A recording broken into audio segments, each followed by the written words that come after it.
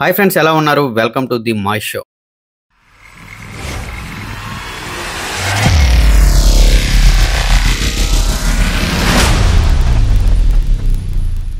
ఈ దీపావళికి రిలీజ్ అయిన 4 సినిమాలలో ఆఖరి ఘట్టమైన 4వ సినిమా ఇప్పుడే చూసా. అదే కేరామ్. కిరణ్ అబ్బవరం గారి మెయిన్ లీడ్ లో వచ్చిన ఈ సినిమాకి ప్రమోషన్స్ అయితే బాగానే చేశారు. ఆ ప్రమోషన్ లో మూవీ టీం యొక్క కాన్ఫిడెన్స్ చూస్తే ఖచ్చితంగా ఏదో అద్భుతం చేస్తారేమో అనుకున్నా. బట్ చూసాక నాకెలా ఉందంటే, స్టార్టింగ్ లో మిత్రమండలితో దించిన రాడ్డు తెలుసు కదా, డ్యూడ్ మూవీలతో సేవ్ అయ్యాను అనుకుంటే ఇక ఈ కేరామ్ తో మొత్తం దించేశారు. రాడ్డు కాదు, అంతకు మించి. Radha 550 steel TMT మహాశక్తిశాలి.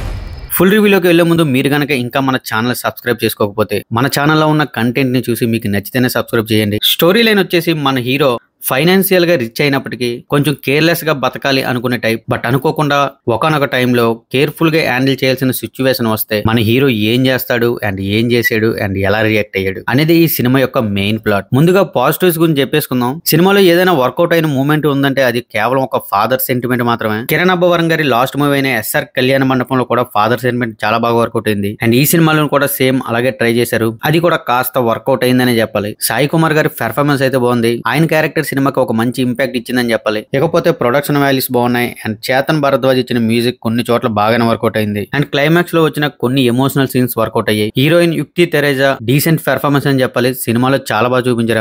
1-2 సీన్లు ఉన్నాయి, బాగానే వర్కౌట్ అవుతాయి. ప్లస్ పాయింట్స్ అయిపోయాయి కదా, ఇప్పుడు మైనస్ పాయింట్లు చెప్తాను వినండి. ఏ సినిమాకైనా సరే ఫస్ట్ హాఫ్ తో పోలిస్తే సెకండ్ హాఫ్ అనేది కొంచెం బాగుండాలి. అప్పుడే థియేటర్ నుంచి వచ్చే ఆడియన్స్ కి సినిమా బాగుందని ఫీలింగ్ కలుగుతుంది. బహుశా ఆ పాయింట్ ను పట్టుకున్నారో ఏమో. ఫస్ట్ హాఫ్ లో మాత్రం అసలు ఏమీ లేదు.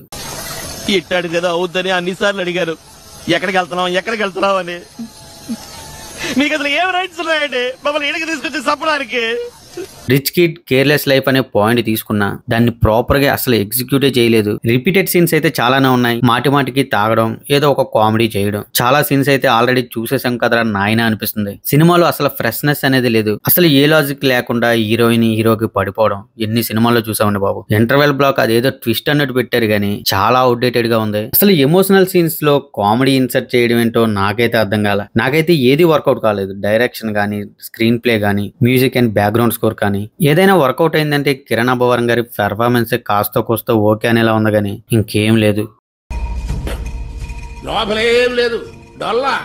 కొన్ని డైలాగ్స్ అయినా బాగున్నాయంటే అవి కూడా సాదా సీదాగానే ఉన్నాయి. కిరణ్ అబ్బవరం గారి కా మూవీ నాకు బాగా నచ్చుతుంది. మేబీ ఇలాంటి రొటీన్ కామెడీ టెంప్లెట్ ను వదిలేసి కాస్త లేట్ అయినా కా మూవీ లాంటి ఎక్స్పెరిమెంటల్ మూవీస్ చేయడం బెటర్ ఏమో. కనీసం ఒక యాక్టర్ గా మంచి గుర్తింపు అయినా వస్తుంది. మొత్తం మీద ఈ కేరామ్ సినిమా చూడొచ్చా లేదా అంటే నాకైతే మూవీ అస్సలు నచ్చలేదు. చాలా అవుట్డేటెడ్ గా ఉంది. కంటెంట్ ఎలా ఉన్నా ఏ కామెడీ అయినా ఎంజాయ్ చేస్తాను అంటే ఖచ్చితంగా ట్రై చేయండి. నా వరకు ఈ దీపావళికి వచ్చిన 4 సినిమాల్లో డ్యూడ్ ఫస్ట్ ప్లేస్ లో ఉంటుంది అండ్ సెకండ్ ప్లేస్ లో తెలుసు కదా ఉంటుంది. మిత్రమండలి, కేరామ్ చాలా డిసప్పాయింట్ అయితే చేసి. మీలో ఎవరైనా సినిమా చూసారా? చూస్తే మీకు ఎలా అనిపించిందో ఖచ్చితంగా కామెంట్లు చెప్పండి. వీడియో నచ్చితే లైక్ చేయండి. మన ఛానల్లో ఉన్న కంటెంట్ విజిట్ చేసి నచ్చితే సబ్స్క్రైబ్ చేయండి. చేస్తారని అనుకుంటున్నాను. Thank you guys. Thanks for watching. This is Mahesh signing off. జై హింద్.